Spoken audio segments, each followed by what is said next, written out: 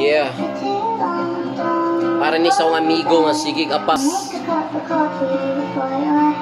Pre mo niya yung tambag di mo pre.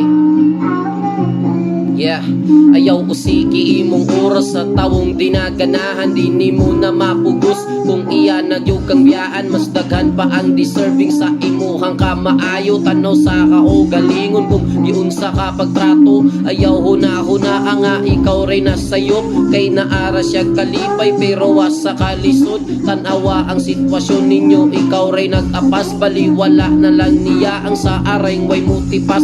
Pero para sa imuha kay tanan na ay pag-asa. Tanan buhato nimo bahalag maginaunsa. Kay lisod man sa imuha o wala siya di lalim. Handam ka nga mo dawat bisag na apa siya'y lain. Di lalim imong kaagi grabing mga pagsulay. Lipay na ka nga makita siyang salain siya na lipay. Ayaw nagkabala ka o ayaw na pagmugot. Kay kung dunay mawala sa to dun na sad po'y mo abot.